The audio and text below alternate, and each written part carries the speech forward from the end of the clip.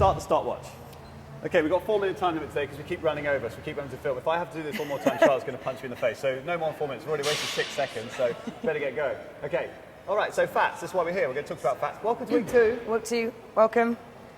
Funny, hilarious joke about how we filmed it all in advance, blah, blah, blah. Yeah, blah, blah. Okay, so fats. Fats are not the enemy, okay? The food industry has confused the issue between body fat, this is the horrible stuff that you hate, and fat, the dietary fat, okay, which is the stuff that is absolutely essential. Very quickly, Charlotte, you have 7 seconds. Why is dietary fat essential?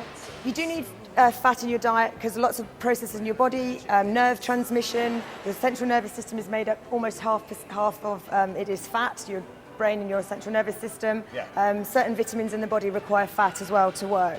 So you don't want to cut it out, otherwise you become quite sick quite soon. Charlotte, I believe I gave you 7 seconds. That has gone on to 17 seconds. You've got issues. So basically, what she's trying to say, in a very long-winded way, is that fats aren't just a nice to have, they're essential. If you cut fat out of your diet, you're dead. Yeah? Not just ill, you're dead, right? So, we've got two natural kinds of fats that exist. So most of these plant-based ones are what we call unsaturated fats.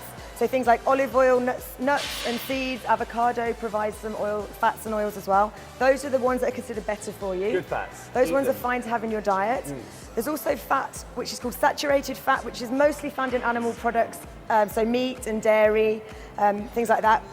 Traditionally, they've always been thought of as being a little bit worse for your heart. We'll come back onto animal fats. Attitudes are changing slightly now. With but what science. happened was when there was this research out saying the saturated fats were bad for you, the food companies hooked onto that and decided, right, how can we sell more products without, by advertising that we've got unsaturated fats. Unfortunately, those don't work very well in lots of cookies. Oils don't work well in cookies and cakes, so they had to make something saturated. They had to put a chemical process through it. Those things are called trans fats or hydrogenated fats. And those man-made are ones. the bad ones. Yeah. Okay, so things in like margarines and all the cakes and stuff you see, they're the ones you want to really, really avoid. They're the ones that kill you. Now here's the moral of the story, right?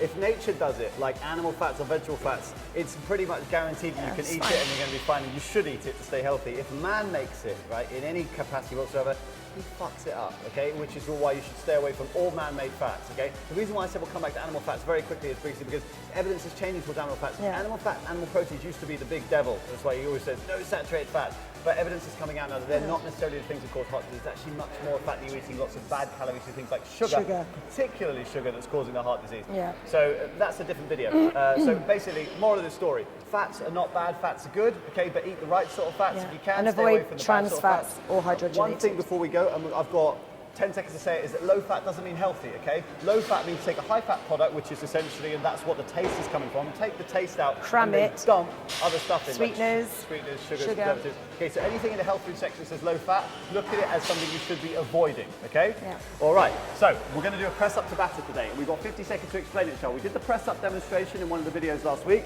or this week maybe, so you're going to do press up. So you're going to do shoulders and hips fall at the same speed, 20 seconds on, 10 seconds break, so just sit down, roll your shoulders, okay? I'll show you the knee one this time. 20 seconds are gone, this time you're going to do it on the knees, okay? 20 seconds again, okay?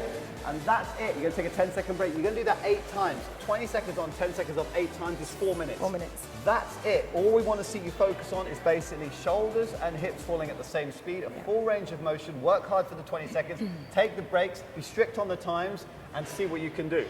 It's very tough. It is pretty tough, for 4 minutes to 4 batter. minutes. Yeah. Sounds one more easy. thing to control. Range of motion. Try to All get the way to the floor and up. And up. And that's it. That's it. Charlotte, we've got 7 seconds. We want to ad-lib now. We're going to spend a bit of time. 5 seconds. I'll just let you talk as always. All right, we'll see you next week. Bye. Bye. Fell in love as the leaves turn brown, and we could